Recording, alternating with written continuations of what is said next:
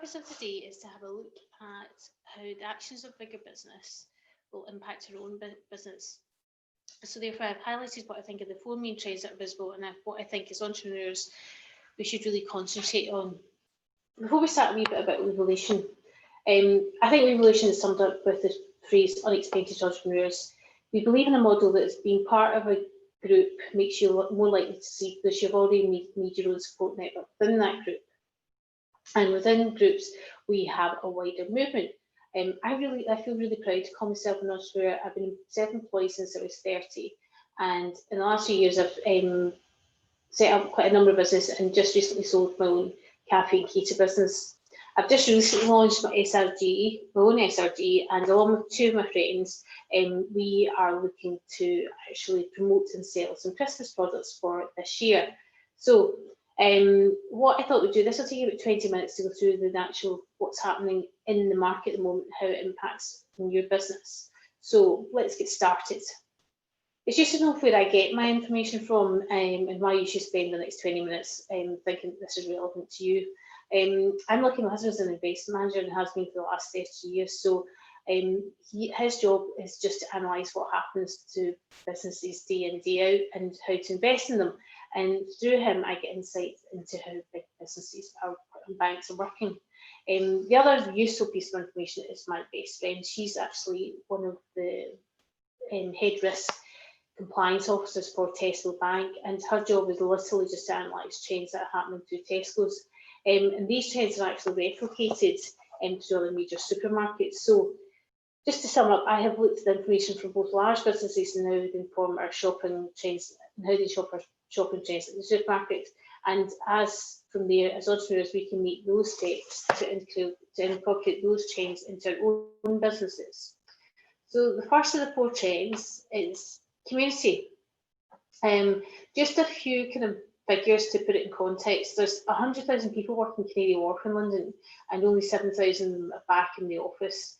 And this trend is mirrored in the rest of the country. So you'll see the large shopping centres like Hinton and Braehead really fighting for survival because a lot of the retailers are not paying their own rent, and then in return they find it difficult to pay their overall costs.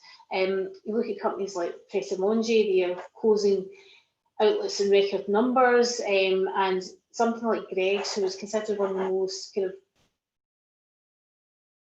recession-proof businesses they have had major shares because, again, a lot of their outlets are beside in cities or beside works, and again, people just aren't back at work. So you can see that this trend is happening where big brands are now closing their outlets. Just if you've been in and about even your local city centre, I know here in Glasgow, you just see a number of sort of local units for let in city centres and major shopping areas, which would never have been available, say, 6 months before. Just in the last news last week, as respected experienced bar owners are talking about not being able to open again after the current lockdown. They're already concerned about the lack of football in the city centre, and this 2.5 week circuit break that's happening has made the situation a lot worse. So, for example, traffic in Glasgow is down 30% from this time last year. So, in return, as people are moving away from cities, but I don't know about you, but I've seen a significant growth in the community. That is, people are working from home and shopping local, and you see local businesses responding to that. Though I couldn't give you any specific data, I think there's just a lot of anecdotal evidence, and you see that reflected in local newspapers and even in national news. So just in my local area, I've seen local cafes, businesses, shops really beginning to boom. In the early days of the lockdown, those businesses that responded to their customers and pivoted to offer a more flexible offering have been reaping the rewards today. So I know there's a local pub near me which was considered not that great. In the early days, they started selling drinks outside, burgers, and they really attracted a lot of people from the local community because people began to know about them. And as a result, they are probably one of the biggest beneficiaries of the lockdown since then, because people have really rewarded that loyalty by going ahead and still continuing to drink and eat there, where the other bars that didn't do so well during the start of the pandemic, they're really suffering from a lack of customers. So what does that actually mean to your business, and how do you respond? When you are either working from home or you're at home, then walk around your local area, actually get to know it. I, for one, I've found businesses I didn't realise existed because I was so busy just getting in my car, on the train, on the bus, and not really being fully aware of my local businesses. I now know all my local cafes, I know a lot about the local businesses, and actually know them personally because I've got to know them. So go out and actually talk to them both face to face and start following and liking them on whatever platform they're using digitally. People have never been happier to talk, and so be interested in them and find out about them and ask as much as possible of them, and they in return will be naturally interested in you, so they'll ask you. So get to know them, follow them on their social media links, and don't be suggesting that you drop them your Instagram or your Facebook links. Be really comfortable, you know how to do that. Another thing is actually think about having a business card. It's amazing how many people we're so used to doing things digitally, but actually getting something physical can really make you stand out. I know that it's something that I plan to invest in when I'm doing all my kind of branding for my business, that I'll certainly invest in business cards more so than anything else, just to give it locally. So those are the main things in your community. Walk around your area, get to know your local businesses, talk to people, promote your own business cards. So have your links to your Facebook and your Instagram, know how to share those. If you're not sure, get in touch and we'll help you with that. Think about having some physical business cards. The other really important thing is make sure your geolocations are tagged in your social media. This has never been more important because people want to shout about shopping locally and tell people that they got something locally. So how do people find you? They find you by making sure your location is switched on with your Facebook and your Instagram things. So make sure you do that and join in the social media conversation. So if you're taking the time to get to know people digitally, don't be passive, actually join in the conversation, like and respond to people, because again, it lets people know that you're interested in them, and in turn they'll be interested in you. It's a two-way street. So the next big trend to think about is sustainability. This is not a new trend in any way. This is actually an acceleration of a movement that's been happening for a while now, and probably the best known poster child is Greta Thunberg. Concerns about the environment is one of the primary topics for the under the 30s. It's one that primary schools do most projects on, and there's no stronger influence on a child or a parent or a grandparent. This is the one trend that's been started organically by the general public, and then they in turn have influenced business, both large and small.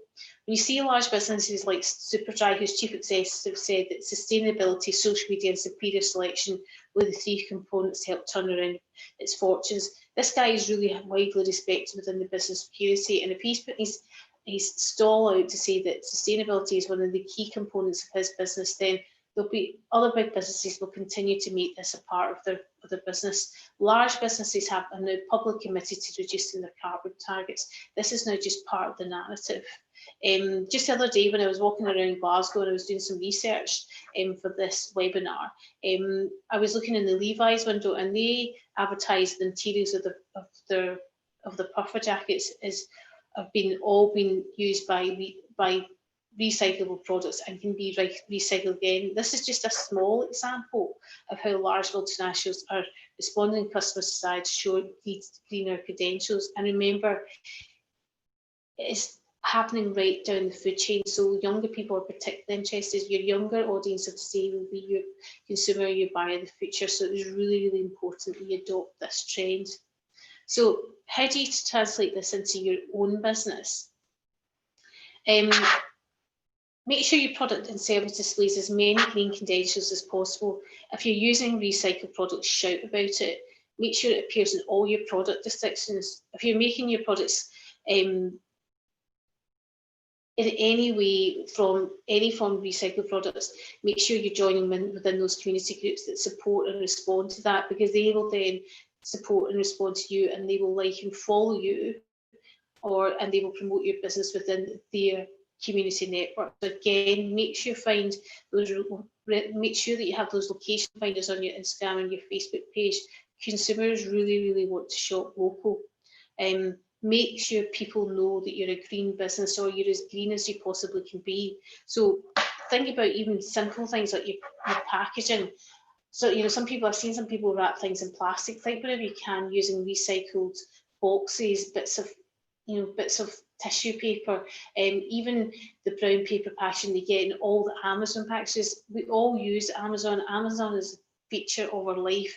It's quite difficult to move away from it, but you can turn that negative connotation into positivity in your own brand by actually using their boxes or their packaging to recycle your own, and then put your own mark on it. So let's be honest with ourselves. You can do as much as you can by using the products, the packaging available right here on your fingertips. Use it. People will really, really appreciate you doing it.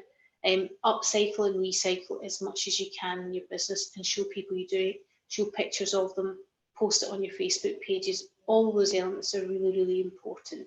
So display your green credentials, shop local and help your local businesses, and they will respond to you, and try and have the right type of packaging that's going to respond to a greener customer base.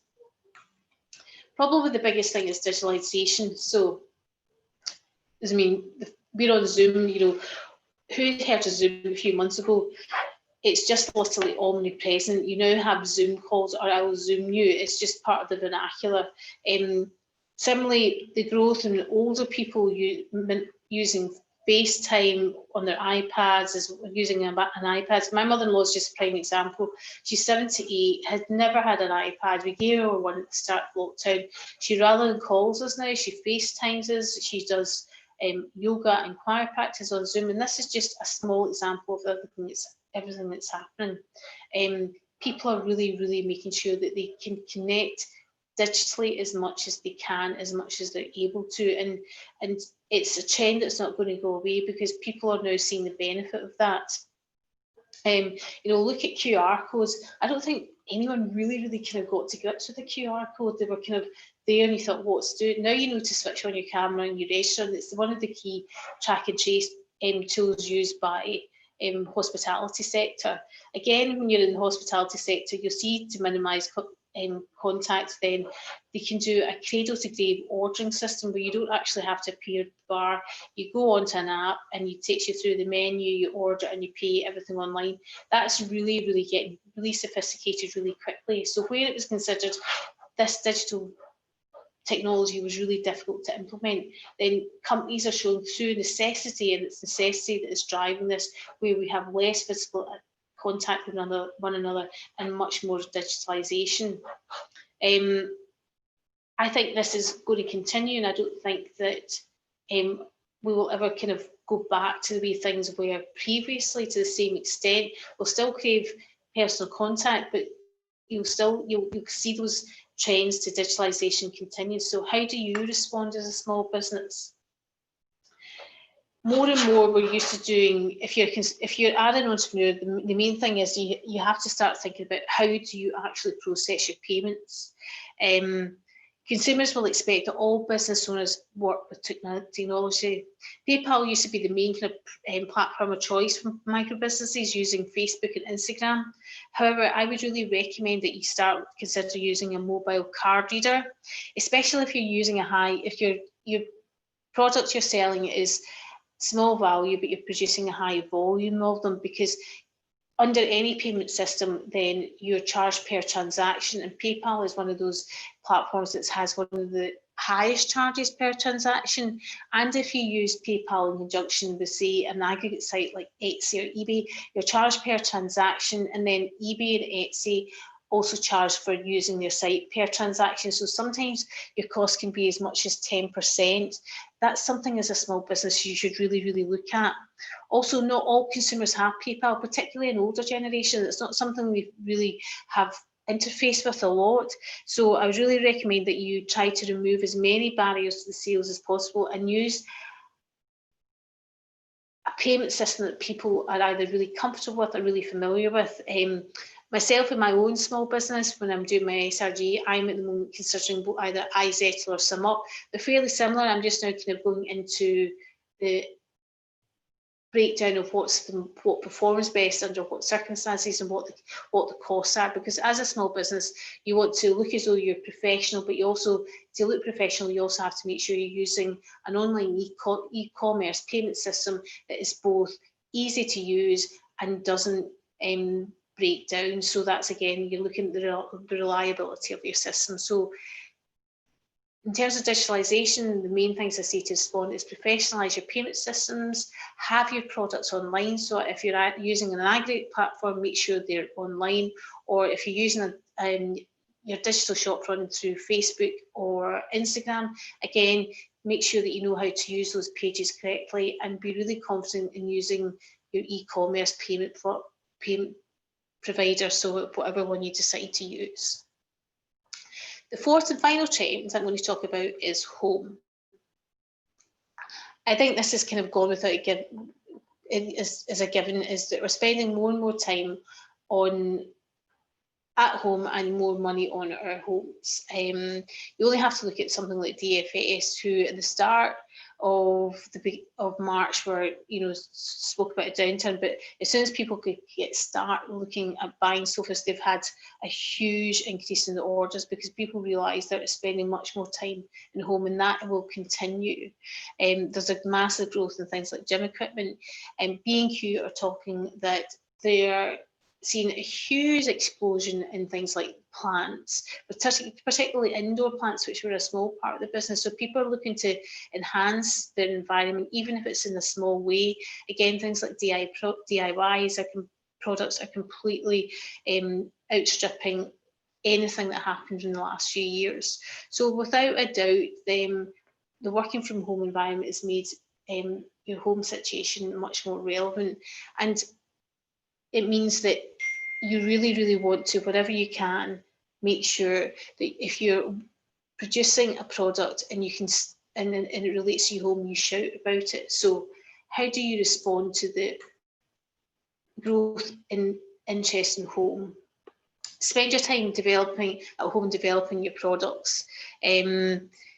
If you're marketing your product, then try as much as possible to make it in situ to your home. So, for example, we've got somebody who actually produces children's hats, and you think, well, how do you actually have children's hats? How do you situate that at home? Well, we've encouraged some photography of our kids, obviously not showing our faces, coming in from home and pulling the hat off just as you're coming in the door. So again, your situation in the home, as in it's nice and cosy at home. We've worn a hat outside and it's nice and cosy to come inside. So try all your marketing, if you can do from a home perspective. Take your photography and try to style it within a kind of domestic environment. Add sentences in your product descriptions, like it would look great sitting in your coffee table, this is great with a cup of tea, I really recommend this whilst you're sitting watching television. All those things, if you can situate your product or your service whilst marketing in the home, you will see that people will respond to this really, really clearly. You only have to look at something like Mrs. Hinch, which has got huge followers just from cleaning products. Additionally, just a small kind of things, people say, you have to have a really, really nice home environment to it. It's not the case. I grew up in a council house, and there's a guy who actually lives around the corner from our old council house, and he has got over 100,000 followers on Facebook because he makes the point of styling his home, his small 2-bedroom flat, around feature fireplaces like a really small window, or how do you fit into a small space. And people, actually major brands, actually donate to him so that he can show how to style in a small space. And he's really funny and he's really irreverent. He's got his own personal social media style, so don't think you have to be sitting in an environment where it's really grand or anything. You can style everything out, because social media is a great leveler. So feel that you've got everything equipped round about you. It could well be when you're styling your photographs, you just have to move, a sofa in a certain angle. The main thing is that your lighting's good and you style your product or your service in context. But there's lots of different ways you can do that. If you go into a hub space that you're on just now, there's a great example of how you actually style your product, and it's called kind of photographing in context. So again, if that's something you want to have a look at, feel free to explore that within their pages that we've got here as well. So just in summing up, 4 consumer trends are community, sustainability, digitalisation and the home. This is just all my local area. This picture here is my local train station where a community group actually knitted the chevrons, showing the one-way system going up and down the platform. WECavra is a well-known food store who promotes sustainability by offering refills in organic fruit and veg. And it's part of that thing we're seeing that sustainability has been a trend that's been ongoing for a long time now. WECavra has been established for a number of years, but it's gaining more and more prominence. And the reason why I know about it more is because one of my girlfriend's children that's really likes visiting there because they feel as though they're doing the planet's good by getting their refills for their washing up liquid and their milk from there directly, and it means that my girlfriend now shops there as a result. So again, that's an example of your children influencing your own shopping behaviours. This is a really one good called digitalisation. This is a local restaurant, a Malaysian restaurant near to me, called Julie's Kopitan. Julie had a really small restaurant, probably no bigger than 25 covers, and as she responded to the lockdown, she fired things out on her Facebook page saying that she was producing a limited number of takeaway meals, and it was on a first come first served basis on her Facebook page. She created a lot of respect because she was still offering food. Also, she created demand because there was a limited amount. So, and then it demonstrated the power of social media without actually having a website attached to it. So again, that's a great example of digitalisation, and Julie's still continuing to use this model. So she's not actually opened up her cafe because her break-even point was so low, but she's actually making a much more of a profit by offering takeaway meals and selling out of capacity, which is a great business model to use. And the fourth one is home. Aim is a small shop just near to me that does curated homewares. It's a great example of having an online e-commerce funnels through a website and also a really great Instagram page, and also a demonstration of the digitalisation of your products. So AIM just does a lot of promotion through Instagram. You buy through the website and through Instagram, and also has got a really secure and fast payment system. So AIM's really thought of all those aspects. So I hope you find that useful. If you've got any questions, then feel free. You can send a direct message to me, Wendy at WEvolution, or also use the email address. But fire a message in here, and we're always happy to help. But the main point is that these trends aren't going away, and really try, if you can, to incorporate those into your own business. And any questions, feel free to come back. Thanks.